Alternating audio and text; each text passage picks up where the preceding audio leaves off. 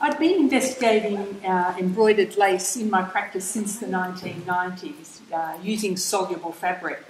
But in 2015, I wanted to step up that exploration of lace and lace making, and I took a tour to Italy with Dr. Anne-Harriet Rickson in the orange T-shirt there. She's an Australian academic and speaks perfect Italian, and we went from museum to museum for 3 weeks looking at lace.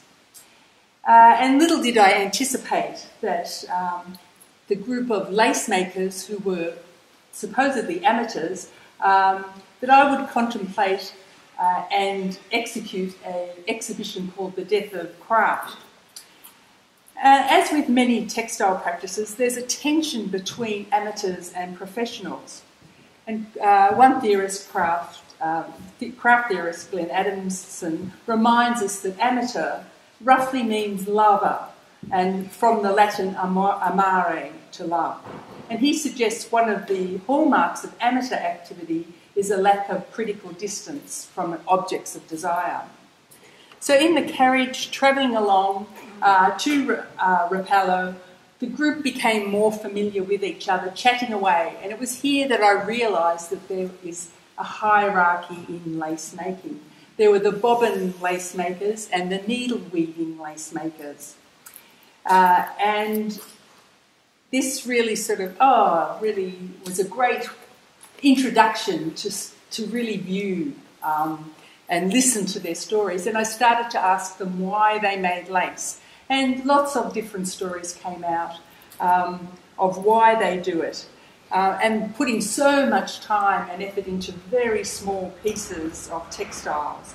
And their lives revolved around a constellation of lace, going to guild meetings, going to exhibitions, sharing books, being online, and making lace. And here I was travelling with them to see lace. So lace has its own language, both visually and literally. And the subtleties of handmade lace are lost on those outside the craft. In museums, this once glorious textile could be seen on portraits everywhere throughout Europe, from the 16th century to the late 19th century. Major and minor aristocrats had their heads surrounded by an aura of lace called punto in aria, stitching in air. So before the 20th century, lace indicated wealth, and that was shown through the labour required for the caring and maintenance of such delicate textiles. And white lace and linen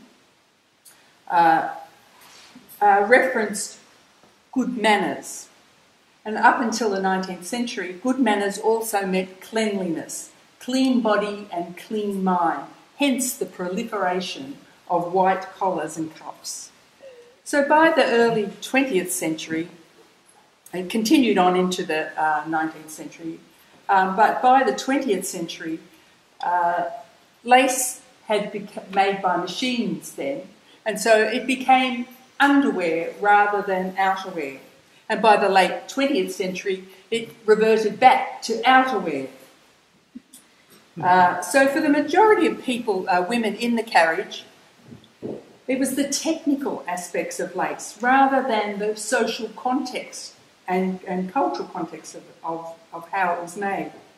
And one of the older members, just here on the right, Bridget Clark, she had written 16 books on various lace techniques and spoke of her invitations in international conferences about, her work that she did. But she began her career as a biochemist. She actually worked with Crick and Watson on the discovery of the molecular structure of DNA. And her husband had once she had children, he wanted her to retire. And so he suggested taking up a hobby. And so she took up lace, and she was so unsatisfied with the technical information that she began to publish on lace. So it was just amazing to see all these women with such great knowledge within this group. Most of them found the history very interesting, But it was the fineness of the thread, the knots, the stitches, that were the pinnacle and to be admired as such. And here we are actually in Palestrina, and this was where the 12 and 13-year-old girls would make the punto in aria. And we visited there on a Monday morning, just like visiting the Embroiderers Guild in Canberra. You know, just these older women working away. And they'd had a few artists in residence, but they'd run out of money. But they tended to revert to the really old patterns again, and what sold well to maintain their rooms, paying the rent on their rooms. It was really, really fascinating. And luckily our tour guide, and Harrod, her perfect Italian was great for translation. So in my work previously, there was no romance, nostalgia, sentimentality in my lace. And until recently, modernity and lace making rarely converged. And comprehending that modernity stripped away decorative elements to understand form. From this perspective, lace had very little chance of survival. Traditional lace is a decorative medium. It has little utility other than decoration in one sense. And for example, lace handkerchiefs have little function for catching tears or excessive nasal drips. So in the summer of 2017, 2018, I was working towards my exhibition that eventually be called Death of Craft. And I worked for almost 2 years, but it was only in the last 6 weeks that I actually produced this work and found a title for it. So I would walk around the streets in the morning, and this was one of the oleander trees. And I came to realise that my idea about lace was all wrong. And I began to think of lace as a verb rather than a noun.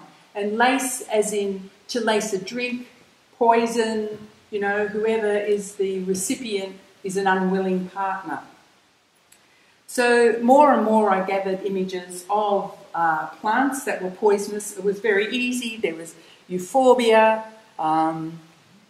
toadstools had come up, what else was there? Angel's trumpet, just lots of poisonous plants that were readily available, and hence making work about that.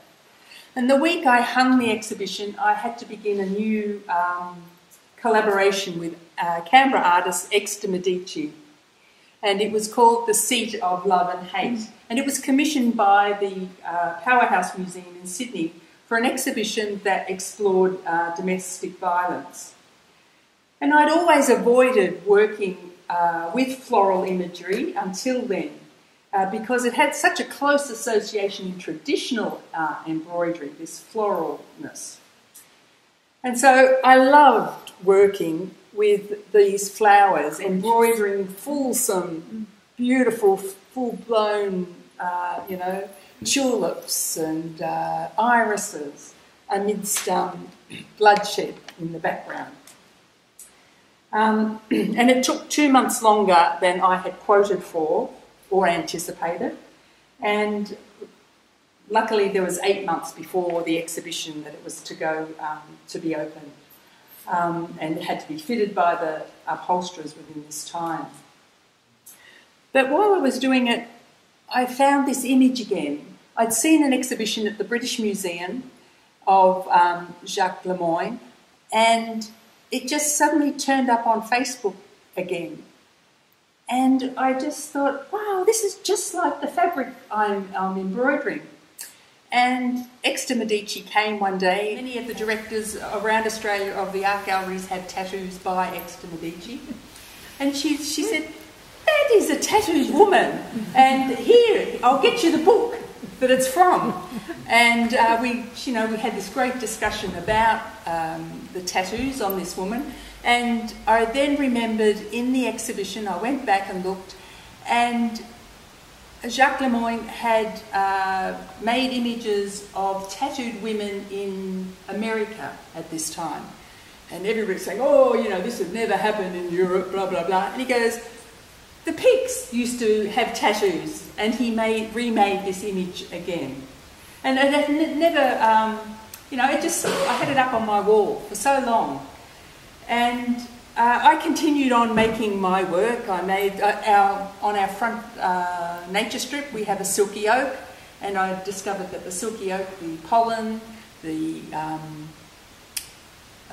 dust from the timber and the sap can be very poisonous to some people. And then I was asked to do a residency at the Tuggeranong Art Centre. It's a little centre in Canberra. And I thought, oh, I'll use the Daughter of the Pix as a starting point for the project. And I was going out there to make lacy fabric, and I got there, and the climate in Canberra is so harsh, and in this suburban area it's really harsh, and lace was just not appropriate. So I went back to making really heavily embroidered artwork again. So I was responding to the gardens that were there and using the town planning maps and birds and animals that were there. And in much the same way, when I came here, I thought I'd be making heavily embroidered work. And in fact, I brought down 5 metres of linen to start embroidering. And I was going to use these little pieces. I've got a box of them. Some have just come back from Europe. Tiny little hand embroideries. That's what I thought I would be doing. And I thought, I didn't bring my sewing machine because that would mean I'd bring all these coloured cottons and a whole domino effect of bringing everything to the workshop here. And I was interested in looking at the secret garden, the body within, how we maintain our own identities, how we weed things out, how we cultivate parts of our personality. And when I got here, I saw a sewing machine. I said, oh, how's that a sewing machine? Does it work? And it did. And I started doing some drawing and whatever, and I ended up embroidering again on the soluble fabric and making very about the fragility of identity and fragility of our memories. And I started working on the gardens that I grew up here in Melbourne, our front garden, and we had a cow-eye tree, which is a New Zealand native tree, and a lily-pilly, and 2 very different plants. I've never really seen those plants since, and then just using all the plants that were there. So I will wash all that away, and I'll be left with some very fine lace. I've got much further than I thought I would. And I also made images of native indigenous plants to Canberra as well, so to make a mirror image of these figures. So I've produced something totally different than I thought I would with these small ones. I was working towards an exhibition for next year. I thought, oh great, I'll get these things done. Luckily there's another exhibition coming up and I'll be able to use this sort of work. So it's become very surprising, and here I was thinking making the heavy work, but I've reverted to lace. So I've really enjoyed that process of being sort of upended of what I think I'm going to do. So that's my work.